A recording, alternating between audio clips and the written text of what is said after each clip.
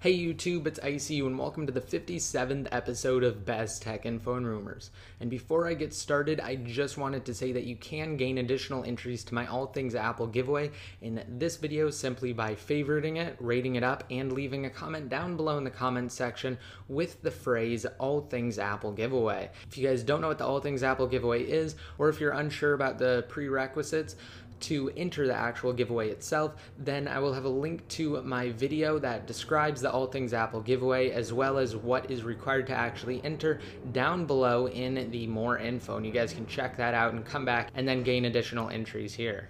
Alright, so to start out with the news, I'm going to talk about JackO'Plane's Siri port for older iDevices on iOS 5. So he's actually been testing it with Joshua Tucker, who is a writer for ModMyEye, and he posted a video the other day demonstrating Siri on the iPhone 4. However, it looked like there were a couple issues with it still, which included like sound issues, and for some reason it just didn't look like it was actually connecting correctly. But JackO'Plane did say that he would fix every single thing before he releases a public version to make sure that you guys don't encounter any issues. And I know they've made a lot of progress on it even since that video was posted. And also in the video you will notice that it has speed enhancements, so it isn't like some of the earlier ports for older devices. It runs just as smooth as if it wasn't actually on the device itself. Also, I did an in-depth iPhone 4S review and comparison against the iPhone 4, so if you guys want to see that, then I'll have a link to it down below and more info. It kind of just summarizes things for you guys, and again it compares the speeds between the two different devices, the level of pictures, and a couple of other different things. And like I said, it just basically summarizes the device overall, and hopefully it will help you guys decide whether or not the iPhone 4S is the right phone for you, especially if you already have an iPhone 4 and you're trying to decide whether or not to upgrade to the iPhone 4S. Also, yesterday I did a video on the semi-untethered, also known as the semi-tethered jailbreak for the iPhone 4, iPhone 3GS, iPod Touch 4th and 3rd generation, as well as the first iPad. Now, a lot of people were confused and they thought that basically it just restricted everything that I talked about in that video, which was the Mail application, Safari, and Cydia.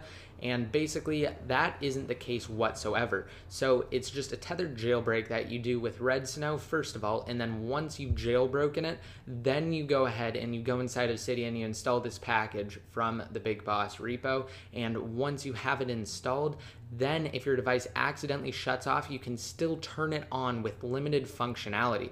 Before, with the tethered jailbreak, you wouldn't even be able to turn it on unless you were at a computer. So say for instance you accidentally turn it off, it dies, you have to charge it, something like that, you will be able to boot up with limited functionality. Like you will be able to text or call if you're on an iPhone, and you can use all stock applications and anything that you've actually downloaded from the App Store. However, you cannot use anything that you've installed from Cydia or Safari or the Mail application. So basically it's just like added security if your device accidentally shuts off and you can't get to a computer. So that's basically what the semi-untethered or semi-tethered jailbreak is, and it is definitely a must-do if you are jailbroken on iOS 5. Also, today Apple updated their MacBook Pro lineup, and it isn't necessarily too much of an upgrade. However, they did upgrade processor speeds across the board slightly, and they also made improvements to the storage capacities and bumped up the hard drive space on the 13-inch models, and they improved the graphics card in the lower-end 15-inch model. If you have the 2011 lower-end 15-inch model,